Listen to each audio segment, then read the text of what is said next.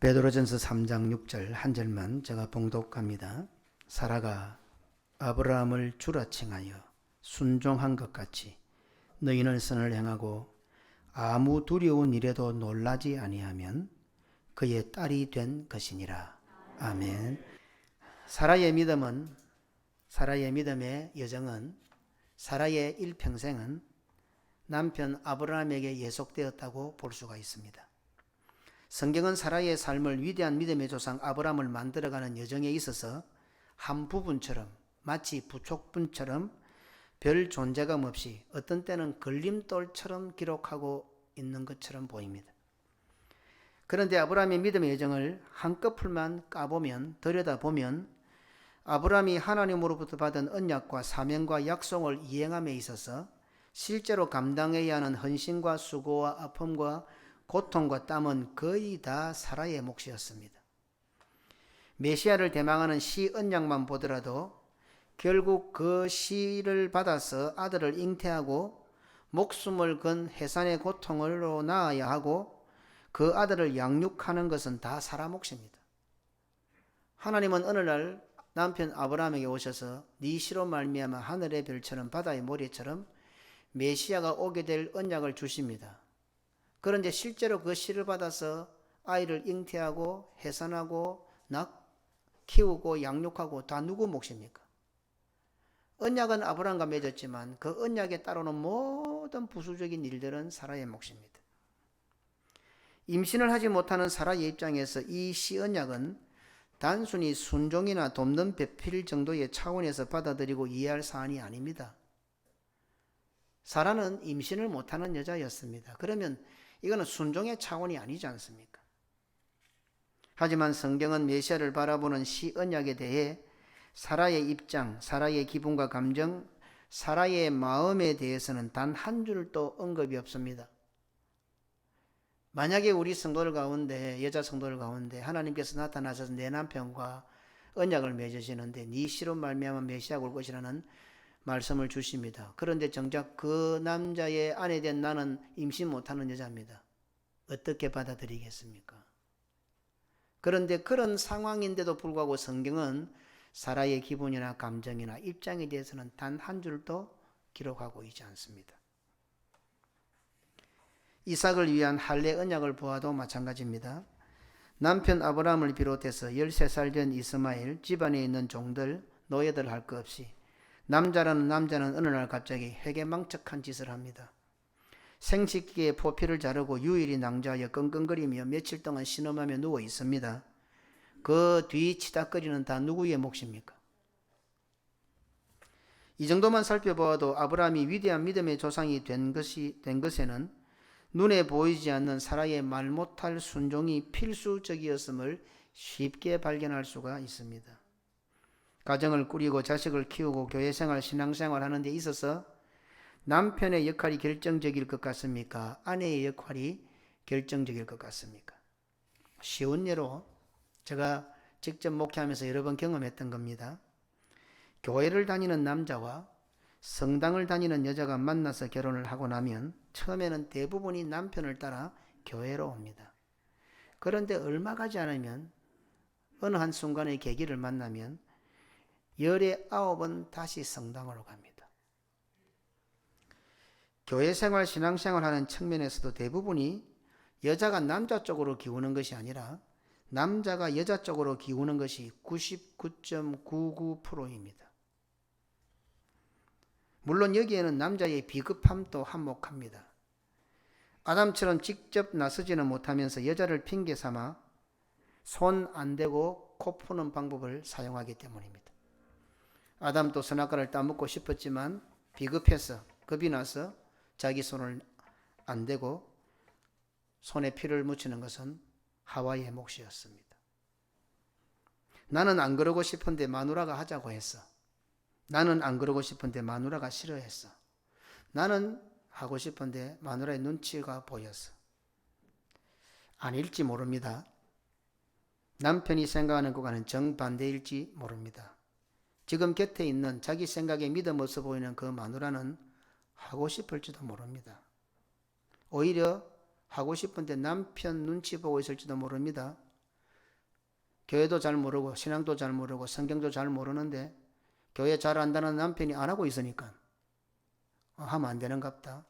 눈치 보고 있을지도 모릅니다. 그래서 우리나라 이야기들 가운데 대부분이 온달이 같은 남자가 평강공주를 만나 온달 장군이 되는 스토리들입니다. 한석봉의 어머니, 이울곡의 어머니, 대부분의 위대한 인물 뒤에는 드러나지 않는 여인들이 숨어 있습니다. 남자에게는 기껏해야 선녀의 옷을 훔친 나무꾼 정도입니다. 한국교회 성도라고 한다면 주기철 목사님을 모르는 사람이 없을 겁니다. 교회를 안 다녀도 대부분 주기철 목사에 대해서 압니다. 물론 우리 고신은 한상덕 목사님을 잘 알고 있습니다. 그런데 주기철 목사의 사모님을 아는 경우는 그리 많지가 않습니다. 주 목사의 사모님은 당시 여고를 졸업한 인텔리 오정모 여사입니다. 그 시대 때 여고를 졸업했다면 꽤나 대단한 인물입니다. 그 시대 때 여고 졸업하면 얼마 안 가면 문교부 장관 정도 할 수 있습니다. 주 목사님의 첫 부인은 안갑수 여사였는데 오정모 여사와 언니 동생하며 지내는 사이였습니다. 안갑수 사모는 종기수술 후유증으로 젊은 나이에 세상을 떠나게 됩니다. 그녀는 죽기 전에 오정모 여사를 불러 남편과 내 아이를 돌봐달라는 매우 어려운 부탁을 합니다. 상상이 됩니까? 당시 주목사님의 자녀들은 15살, 12살, 7살, 2살, 4자녀가 있었습니다. 독신 여성으로서 교육가를 꿈꿨던 오정모는 자신의 꿈을 포기하고 아이 4 딸린 호레비와 결혼한다는 사실을 어떻게 받아들일 수 있겠습니까? 혹시 지금 여기 처녀들 가운데 이런 일이 발생하면 어떻게 될까요? 오정모 사모님은 기도하고 결혼을 하게 됩니다. 신혼생활은 상상할 수도 없는 형편이었고 결혼한 지 3년 만에 남편이 투옥되면서 그야말로 가시밭길 인생이 시작되었습니다. 먹을 것도 없었거니와 남편을 위해 하루 걸러 금식 기도를 했습니다. 매월마다 3일 동안 입에 물도 되지 않는 단식 기도를 했습니다. 주기철 목사의 투옥이 장기화가 되고 교회가 폐쇄되니 오정모 사모와 시어머니와 아이 넷은 거리로 내쫓기게 됩니다. 잔인하죠. 예. 목사가 감옥에 갇혀 있으니까요. 그리고 일제는 신사참배를 거부하는 주기철 목사를 굴복시키기 위하여 가족을 이용합니다. 일본 경찰은 주기철 목사와 노모와 오정모 사모, 당시 10살이던 막내 아들 광조, 이렇게 4사람을 취조실로 불러내립니다. 그리고 지하 취조실에서 가족들 보는 앞에서 주기철 목사를 고문합니다.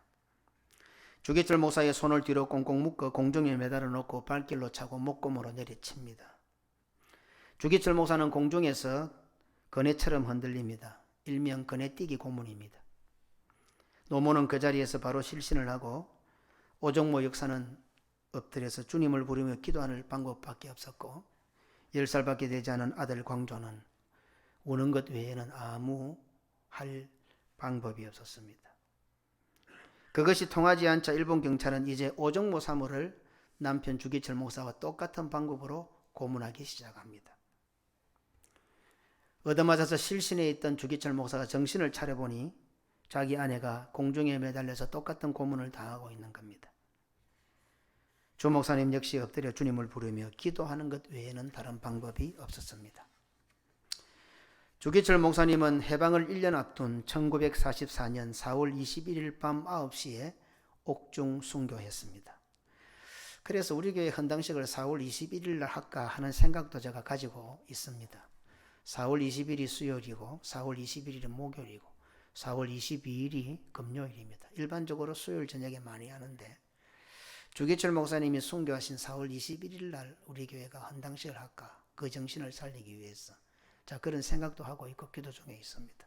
우리 장로님도 한번 생각해 보시고 많이 못 이기는 수요일이나 금요일이 좋은데 막 그런 의미가 여기 좀 담겨 있습니다.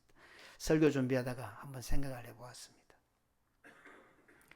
주기철 목사님이 감옥으로 끌려가 순교하시기 직전 주 목사님께서 마지막으로 집에서 식사하실 때 일화는 매우 유명합니다. 주기철 목사님께서 식사를 하시는 동안 오정모 사모님께서는 펄펄 끓는 숭늉을 녹그릇에 담아 그것을 두 손바닥으로 받치고 있었고, 나중에 식사를 마친 목사님이 숭늉을 마시려고 그릇을 뗐을 때에 그 그릇이 사모님의 손바닥에 붙어서 떨어지지를 않았다고 합니다. 남편 주 목사님께서 순교하시기 전에 이미 사모님께서는 먼저 순교하신 것이고, 순교의 길을 가는 주 목사에게 자신과 가족 때문에 약해지거나 흔들리지 말라고 오정모 사모님이 보여주신 응원이요 기도였습니다. 오늘날 한국교회 모든 성도들이 주기철 목사를 기억하고 기리지만 그 곁을 든든히 지키고 주기철 목사가 되기까지 더 많은 수고와 희생을 감당한 오정모 사모를 기리는 일은 거의 없습니다. 오정모 사모는 얼마 있지 않아 암에 걸리게 됩니다. 수술을 받으면서 예수님의 십자가의 고통을 느껴보고 싶다면서 마취를 거부하게 됩니다. 참 여자가 독하지요. 암 수술을 해야 되는데 예수님의 고통을 느껴보고 싶다고 마취를 안 하려고 하는 것입니다.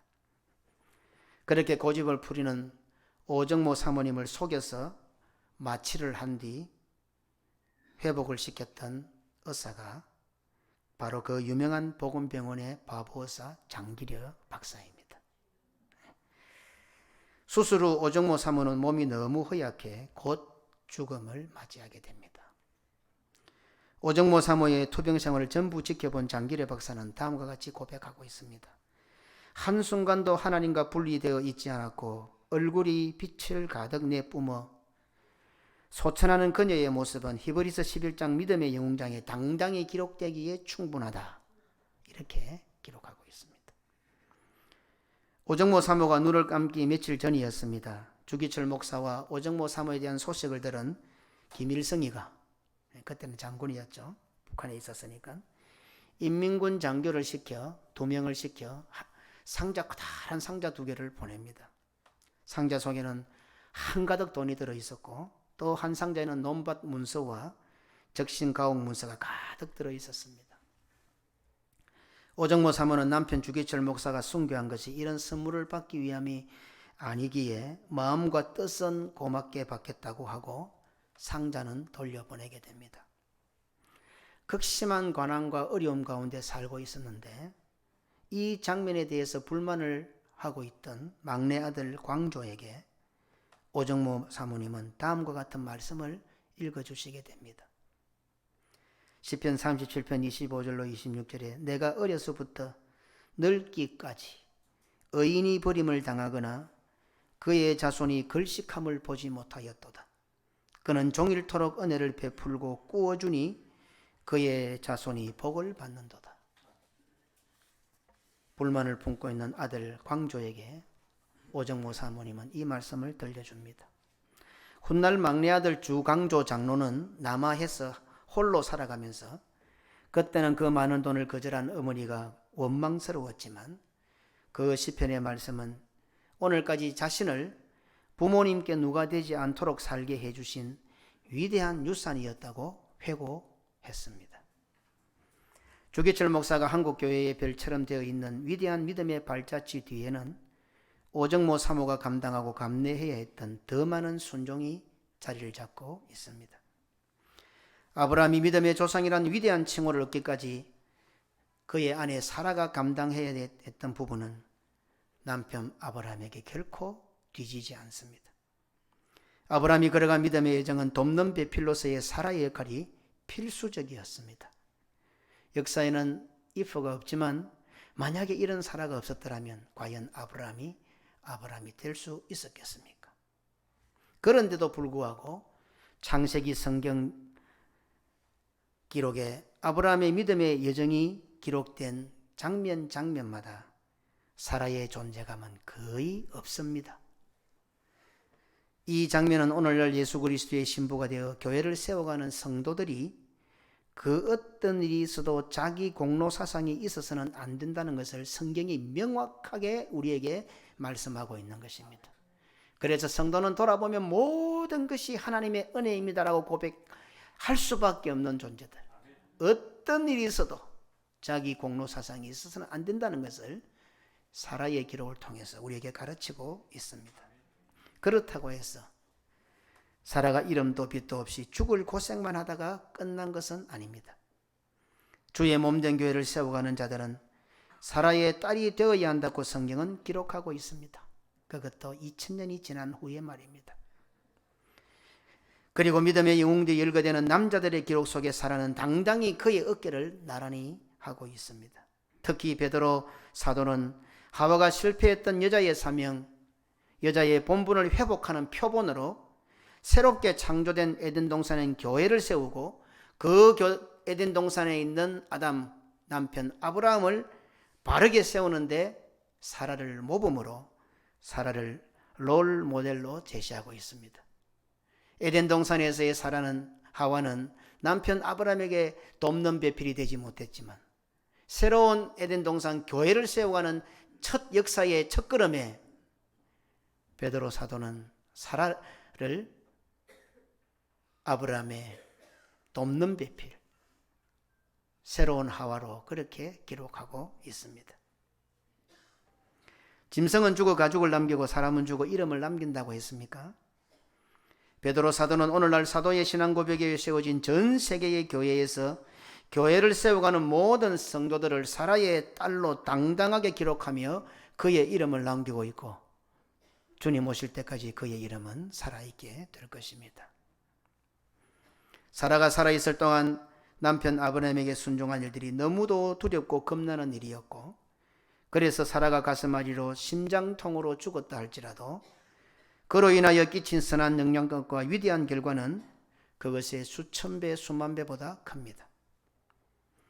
하지만 분명한 것은 하나님의 명령을 따라가는 남편 아브라함의 여정들이 사라에게는 한마디로 두려운 일이었고 놀랄 수밖에 없는 일들이었습니다. 남편 아브라함이 하나님의 명령을 받고 언약이 갱신될 때마다 사라에게는 두려운 일의 연속이었고 놀램으로 가슴을 쓸어내리며 가슴앓이를 해야 했습니다. 남편이 하나님을 만날 때마다, 남편이 하나님으로부터 들었던 말씀을 전달해 줄 때마다 두려움을 느끼고 가슴을 쓸어내야 했던 사람은 사라였습니다. 오정모 사모가 살아있는 동안 남편 주기철 목사에게 순종한 일들이 너무도 두렵고 겁나는 일이었고 그래서 자신의 몸속에 암덩어리가 자라고 있었을지라도 그녀로 인하여 끼친 선한 영향력과 위대한 결과는 수천 배 수만 배보다 더 큽니다. 하지만 하나님의 명령을 따라가는 주기철 목사의 예정은 오정모 사모에게는 한마디로 두려운 일의 계속이었고 놀랄 수밖에 없는 일들이었습니다. 남편이 하나님의 말씀을 지키고 신사참배를 반대하면 반대할수록 오정모 사모에게는 두려운 일의 연속이었었고 놀램으로 그 속에 암을 키워가야 했습니다. 오정모 사모가 사라의 딸이 되지 않았다면 결코 그 길을 갈 수가 없었을 것입니다. 목회하는 목사와 보필하는 장로의 관계도 이와 마찬가지입니다. 우리 장로님들도 에덴 동산의 하와가 될 수 있고 새 에덴 동산인 교회의 사라가 될 수가 있습니다. 두 갈림길입니다. 설교하는 목사와 설교를 듣고 순종해야 하는 성도들의 관계도 이와 마찬가지입니다. 목회하는 저와 이 자리에 앉은 성도들도 마찬가지라 이 말입니다. 성도들은 에덴 동산에서의 하와가 될 수도 있고 저를 아담으로 만들 수도 있고 새 에덴 동산인 교회에서 사라가 되어 저를 아브라함으로도 만들 수가 있습니다. 장로님들이 사라가 그랬던 것처럼 목사를 주로 청하여 순종하지 않으면 저는 아담이 될 것입니다. 성도들이 하와가 그랬던 것처럼, 사라가 그랬던 것처럼 목회자를 주로 청하여 순종하지 않으면 저는 아브라함이 아니라 아담이 될 것입니다. 세상적인 계급을 말하는 것이 아닙니다. 순종하는 사람이 선하고 착하다는 것을 말하고자 함이 아닙니다. 순종할 때 복받고 불순종할 때 벌받는다는 의미를 지금 제가 말씀드리고 있는 것이 아닙니다.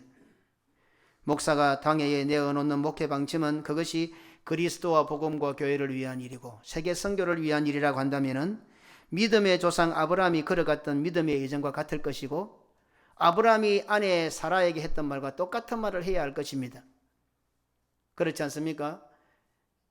아브라함이 믿음의 조상이에요. 우리가 그의 뒤를 따라간다면 오늘 목회자가 강의에 내어놓는 모든 안건들이 어떤 안건들이어야 할 것 같습니까? 아브라함이 사라에게 했던 말들을 내어놓아야 될 것 아닙니까? 그래야 우리도 아브라함의 뒤를 따라가지요. 아브라함이 사라에게 했던 말들을 하나도 하지 않으면서 어떻게 우리가 아브라함의 후손이라고 말할 수가 있겠습니까? 장로들은 임신하지 못하는 자들입니다. 임신은 고사하고 남자들입니다. 그런데 목사가 기도하여 목회 방침을 내놓는데 하나님께 들었다고 하면서 오늘부터 우리 장로님들 아들을 넣으십시오 라고 목회 방침을 내놓습니다. 이럴 때 장로님들이 이 목사의 방침을 어떻게 받아들일 수 있습니까? 대부분의 장로님들은 말도 되지 않는다고 이의를 제기할 것입니다. 순종하지 않겠다는 것이 아니지 않습니까? 우리는 목사님을 사랑하고 목사님을 보필하고 적극적으로 도우는데 목사님 그것은 아니지 않습니까? 우리가 여자입니까? 남자 보고 아들을 낳으라니요. 어떻게 임신을 하지 못하는 남자 보고 아들을 낳으라고 한단 말입니까? 솔직히 장로가 싫으면 싫다고 말씀하십시오.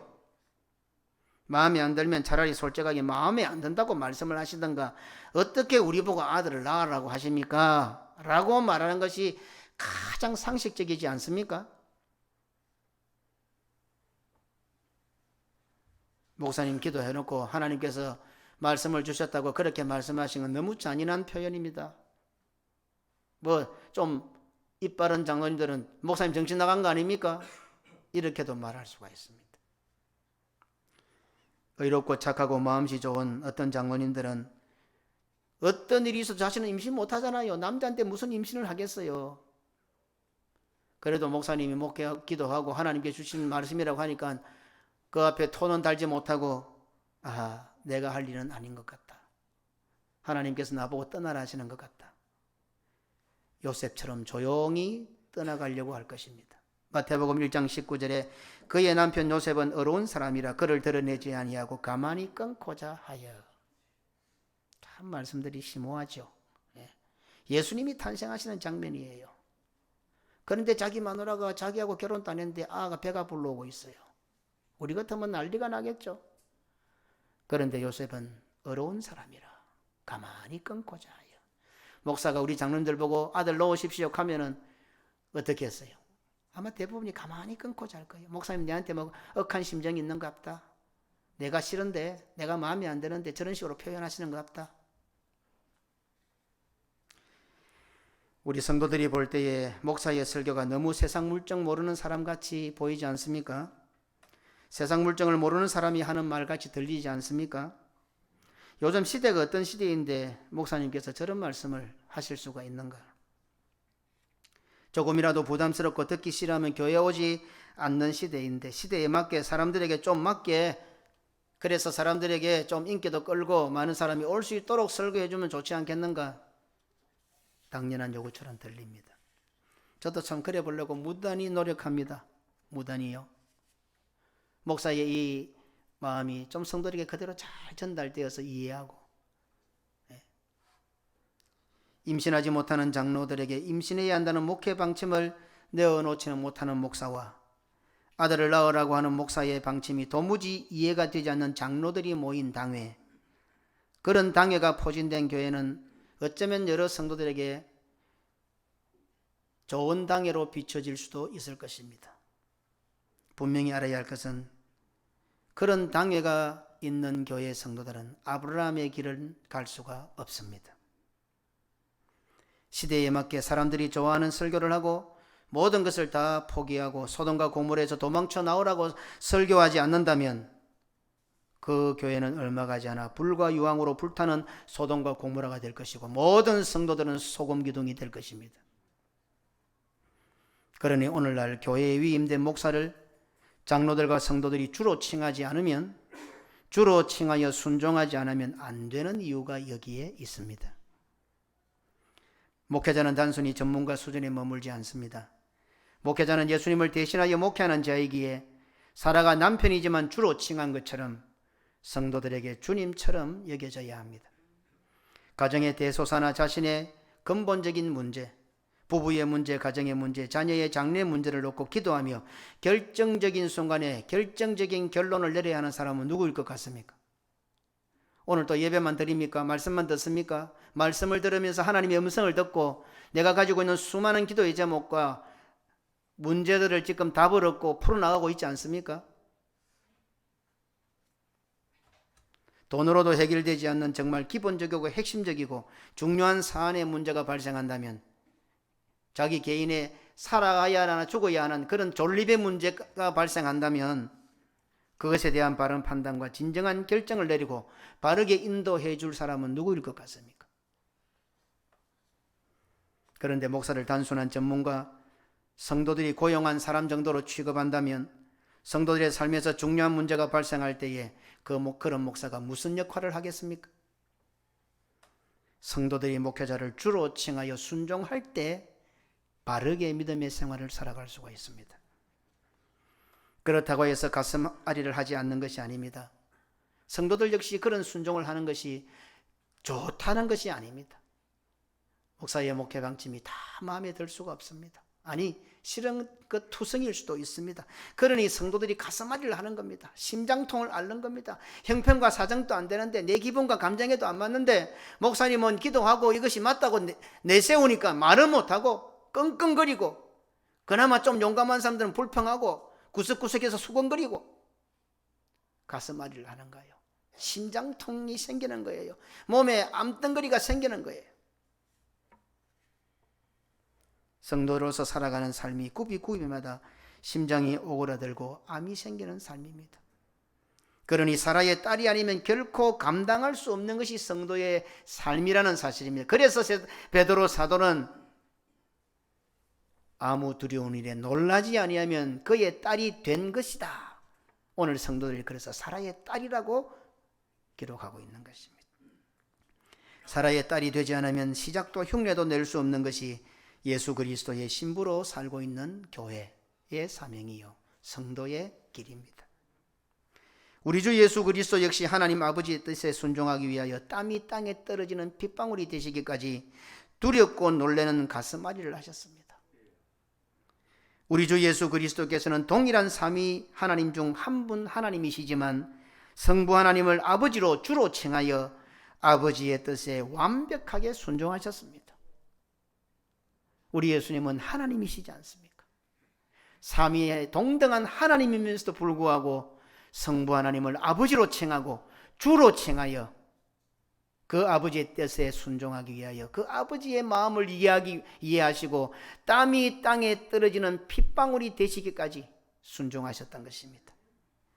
그리하여 이 지구상에서 예수 그리스도를 주로 고백하며 믿음의 길을 가는 모든 성도들을 사라의 딸이 되게 만들어 주셨고 예수 사람이 되게 만들어 주셨습니다.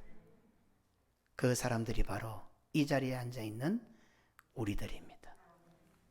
하나님 아버지, 우리가 우리 된 것이 저절로 된 것이 아닌데 사라의 딸이 사라의 걸음으로 인하여 되어진 것처럼 우리가 크리스찬 예수 사람이 된 것은 전적으로 우리 주 예수 그리스도의 그 순종이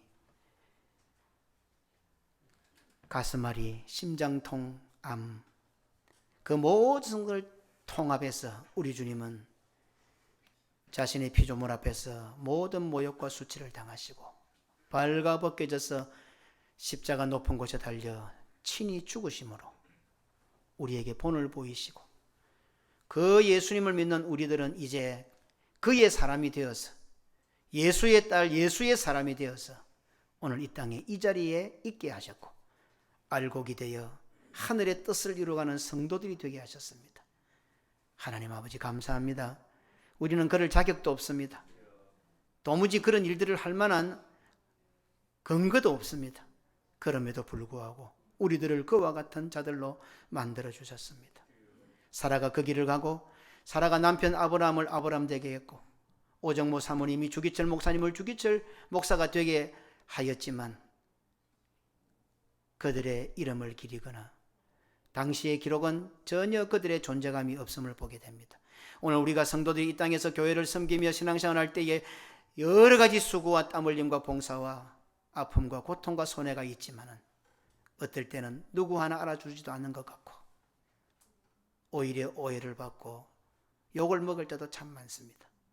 우리 장로님들이 베세메스로 가는 그 암소처럼 하나님의 언약궤를 메고 목사를 등에 업고 꾸역꾸역 그 길을 가지만은 아무도 박수를 치거나 칭찬하기는커녕 밀은 곰탱이 같다고 하며 손가락질을 하고 그럴수록 장로님들의 어깨는 더 무거워져가는 그런 삶을 살아가고 있는 것 같습니다. 그러나 그 사라의 행적을 2000년이 지난 이제 새롭게 완성되는 에덴 동산 교회가 세워지는 장면에 베드로의 신앙 고백으로 세워지는 그 교회에 베드로 사도는 주의 몸된 교회를 세워갈 모든 성도들 일컬어 사라의 딸이 되었다고 기록하고 있습니다. 히브리서 기장은 당당하게 사라의 이름을 믿음의 영웅들의 그 반열에 세워놓고 있습니다.